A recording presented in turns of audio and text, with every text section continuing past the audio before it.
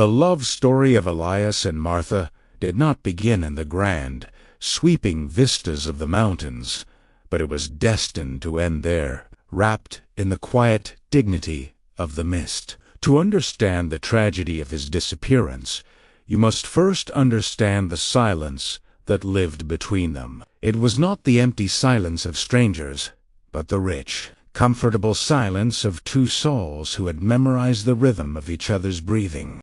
They lived in a small, weathered cabin at the foot of the Great Smoky Mountains, on the Tennessee side where the ridges rise up like the spines of sleeping giants. Elias was a carpenter, a man who spoke the language of wood better than he spoke English. His hands were perpetually stained with walnut oil and sawdust, rough like the bark of the trees he revered.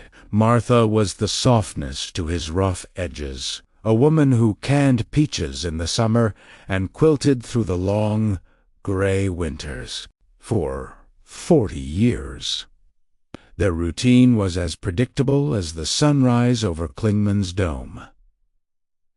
Elias would wake first, the floorboards creaking in a specific sequence that Martha knew in her sleep. He would start the wood stove, the scent of burning oak filling the small kitchen, chasing away the mountain chill. By the time Martha came down, wearing her flannel robe, a cup of black coffee would be waiting on the table, exactly where she liked it. They never needed to say, "I love you" in the mornings. The coffee was the words, and the warmth of the mug was the feeling. They had weathered the storms of life together, the loss of a pregnancy in their 30s, the lean years when the construction work dried up, and the slow, creeping aches of aging. Through it all, they were a singular unit, a fortress built against the world. It was October when the mountains decided to call Elias home, though neither of them knew it yet. The autumn colors were burning across the canopy, a riot of ochre, crimson, and burnt orange that set the hills on fire. It was their 40th wedding anniversary. They had planned a tradition they kept every decade, a hike up to a quiet, lesser-known ridge near the glistening waters of a high-elevation creek. Elias had been working on a surprise for Martha for months. In the shed behind the house, hidden under a canvas tarp, sat a rocking chair. It wasn't just any chair. He had carved a backrest with intertwining vines of mountain laurel, Martha's favorite flower. He planned to give it to her that evening after their hike. He imagined them sitting on the porch, watching the twilight settle, the chair creaking softly under her.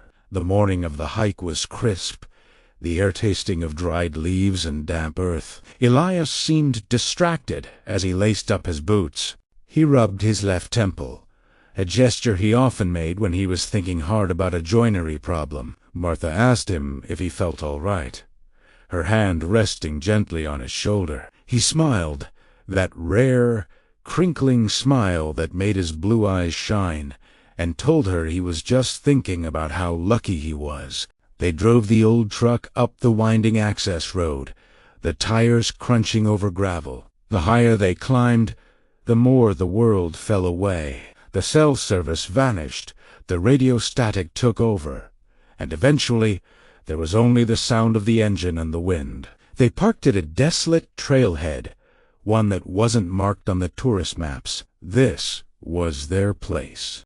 The hike began beautifully. The trail was carpeted in a thick layer of fallen needles, soft and silent underfoot. The towering spruce and fir trees created a cathedral-like ceiling, filtering the sunlight into golden shafts that danced on the forest floor. They walked slowly, Elias holding Martha's hand whenever the terrain got rocky.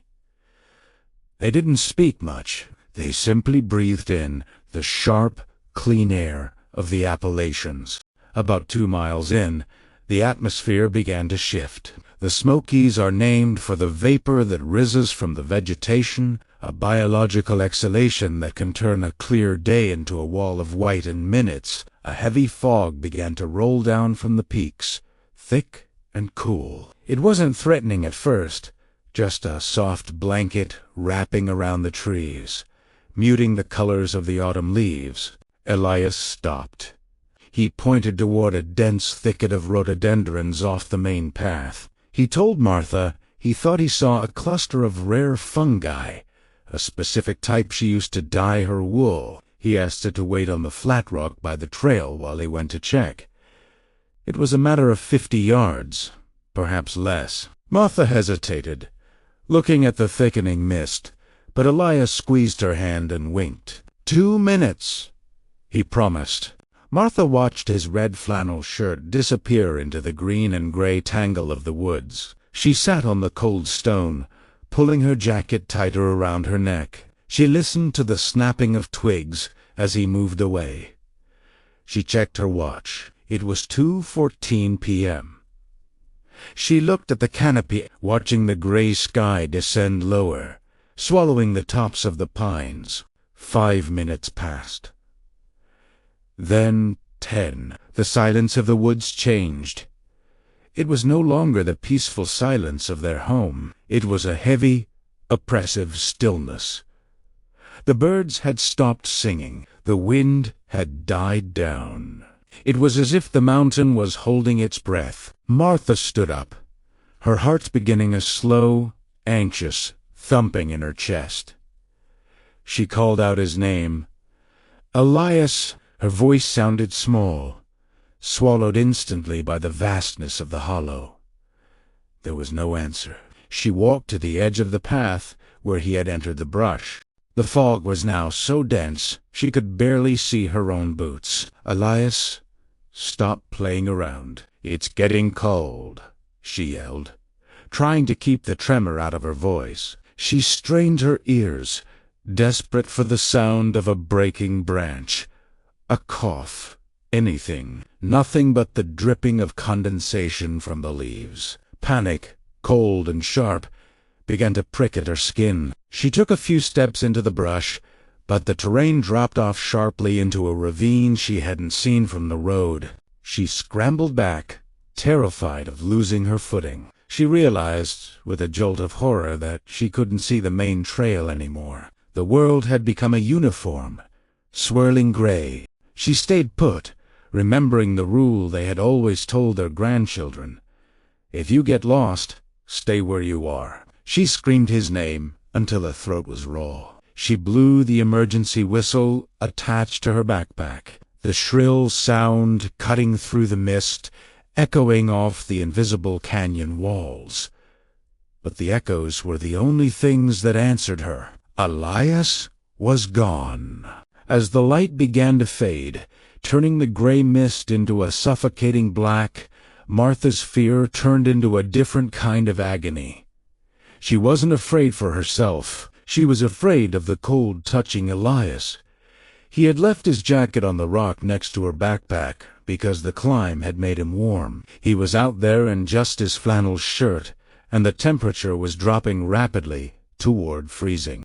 She eventually had to make the impossible choice to walk back to the truck to get help. It took her 3 hours to stumble down the 2 miles she had walked up. Every step away from where she last saw him felt like a betrayal. She cried the entire way, her tears mixing with the freezing mist on her cheeks. When she finally reached the ranger station, it was fully night. The search began with an intensity that shattered the peace of the mountains. Floodlights cut through the dark. Dogs bayed at the scent of his old flannel jacket, and men in uniforms shouted coordinates over crackling radios. Martha sat in the back of an ambulance, wrapped in a shock blanket, staring vacantly at the tree line. She refused to leave. She told them he was just disoriented, that his hearing wasn't what it used to be. The search teams worked for 10 days. They combed the ridge, the ravine, and the valley floor. They brought in drones with thermal imaging, but the canopy was too thick, and the heat signature of the earth masked everything. They found a single boot print near a steep embankment, 3 miles from where he had left Martha. It was facing the wrong direction, heading deeper into the wildest, most untouched part of the park. Elias had likely suffered a medical event, perhaps a minor stroke or a sudden drop in blood pressure that caused confusion. The phenomenon is known as paradoxical undressing or simply the confusion of hypothermia, but in the early stages, it's just disorientation. He probably thought he was walking back to Martha, but in reality, he was walking away from the only life he knew. The officials called off the search on the 11th day. They spoke to Martha with gentle, apologetic voices, using words like presumed and recovery. Martha didn't scream. She didn't fight them. She simply nodded, her eyes dry and hollow. She knew Elias wasn't coming back, but she also knew he wasn't gone. Not really. She returned to the cabin alone. The silence that greeted her was deafening. The smell of the wood stove had faded, replaced by the stale, cold air of a house that had lost its heartbeat. The first morning was the hardest. She walked into the kitchen and saw the empty space where his coffee mug should have been. She sat at the table and wept until her body ached. Winter descended on the Smokies with a vengeance that year. Snow buried the cabin, piling up against the windows.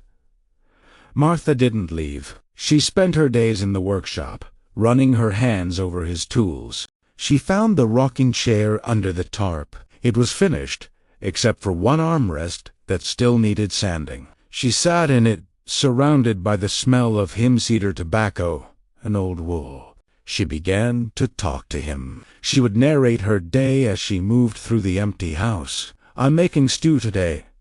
Elias," she would say to the empty room, "I put extra pepper in it.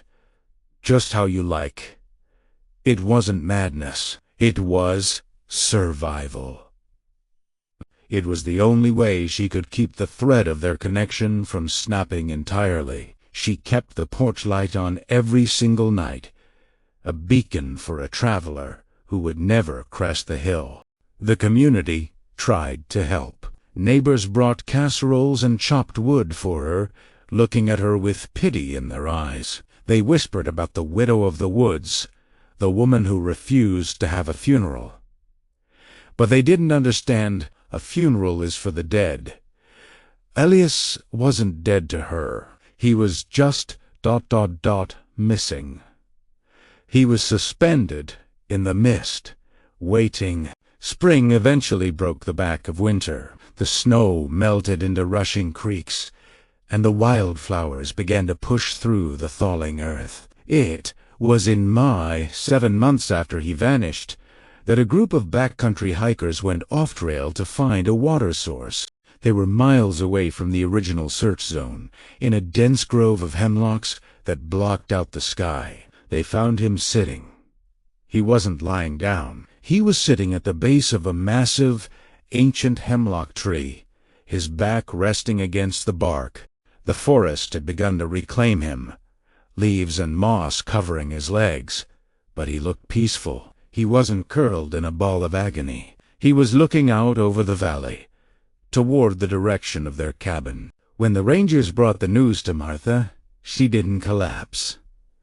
A strange calm washed over her. She asked to see the personal effects they had found on him. The ranger handed her a plastic bag. Inside was his wallet, his pocket knife, and a small, smooth river stone. Martha gasped. It was a stone from the creek behind their house, one she had skipped across the water on their first date 50 years ago. He had kept it in his pocket all that time. She realized then what had happened in his confusion, in the cold and the fog.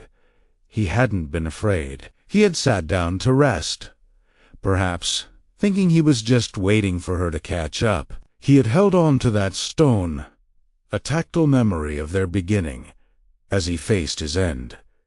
He hadn't died alone. He had died with 50 years of love in his pocket.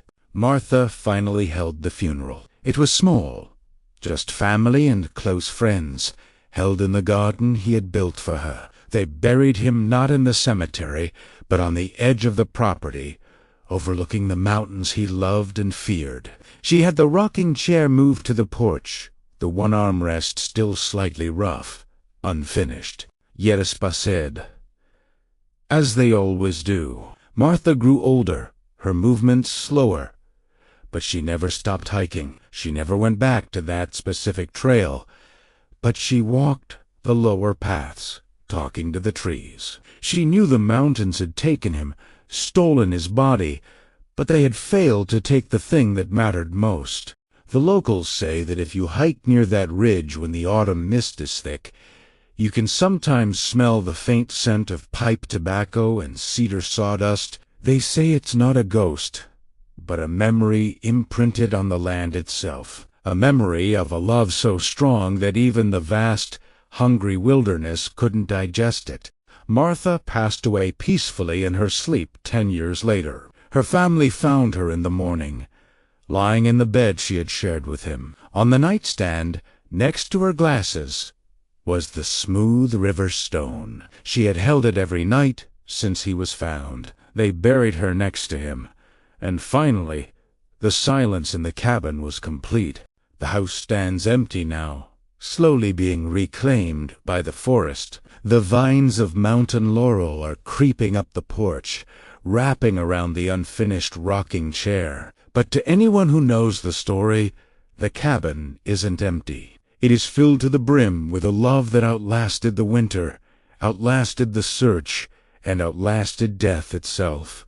The woods may have taken the carpenter, but they could never take the love he built. It stands there, still, invisible and eternal, woven into the very mist that rolls off the Great Smoky Mountains. And on quiet nights, when the wind dies down, you can almost hear the sound of a chair rocking, and two voices sharing the comfortable silence of home.